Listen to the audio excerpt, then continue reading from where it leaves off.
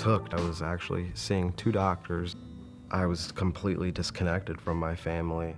I felt like I didn't even want to exist anymore. I'm lucky to be alive. My name is John. I'm 24 years old. I struggled with opioid dependence for 5 years. Here's my story.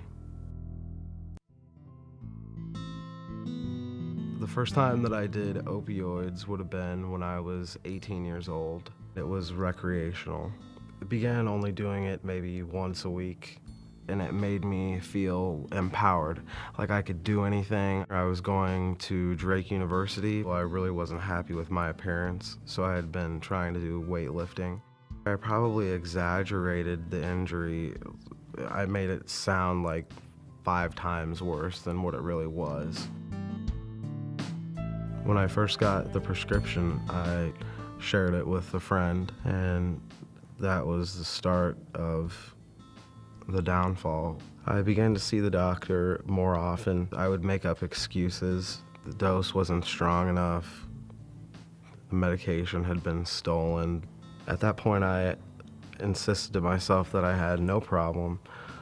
I was getting my medications legally from the doctor. I wasn't getting anything off of the street. I finally realized I had a problem when I felt full opioid withdrawal for the first time. It feels like your body is turned inside out, your muscles ache, you sweat. To this day, I would not wish it on my worst enemy. I would go through withdrawal, and I would be so sick of that. I'd make it through it, I would get clean, and then I would get a craving again, and I would go right back again to using the drugs. Whenever you relapse, you pick up right where you've left off, and it ends up, progressing into something worse. I began injecting the medication, and I could not control the cravings. I wasn't trying to go to school. I had no motivation to get a job. I wasn't working. Everything revolved around getting more and more of the medication. It's where I actually hit a rock bottom, where I knew I had to get help or I was going to die. So I found a treatment facility, an inpatient rehabilitation program, and I was also on methadone at the same time.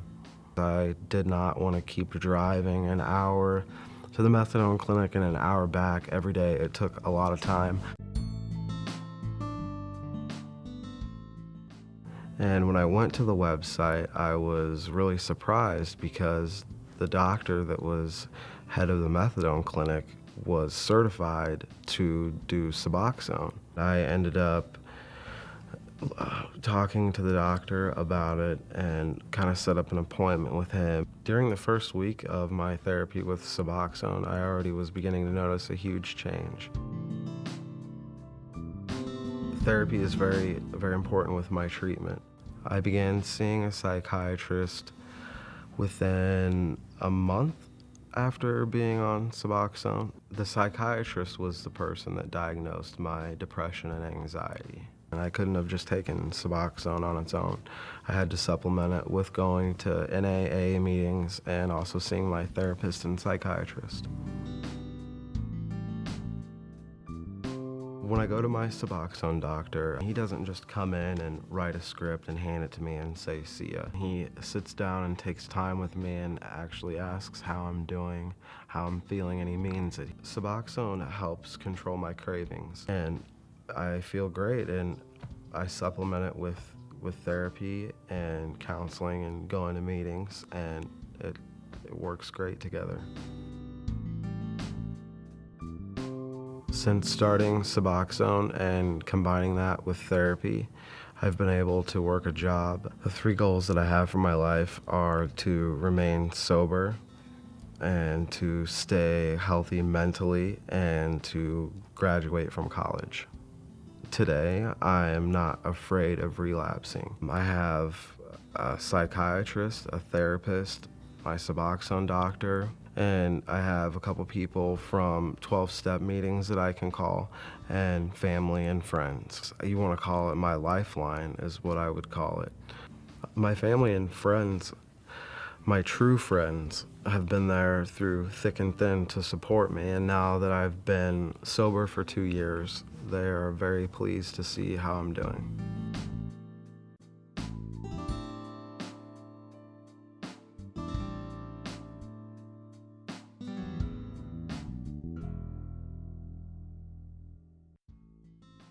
Suboxone is indicated for the treatment of opioid dependence. Buprenorphine, usually by the intravenous route, in combination with benzodiazepines or other CNS depressants, including alcohol, has been associated with significant respiratory depression and death. Suboxone has potential for abuse and produces dependence of the opioid type with a milder withdrawal syndrome than full agonists. Cytolytic hepatitis and hepatitis with jaundice have been observed in the addicted population receiving buprenorphine. There are no adequate and well-controlled studies of Suboxone in pregnancy. Caution should be exercised when driving cars or operating machinery. Always store buprenorphine-containing medications safely and out of the reach and sight of children. Destroy any unused medication appropriately. The most commonly reported adverse events with Suboxone include headache, withdrawal syndrome, pain, insomnia, nausea, and constipation. Please see full prescribing information for a complete list.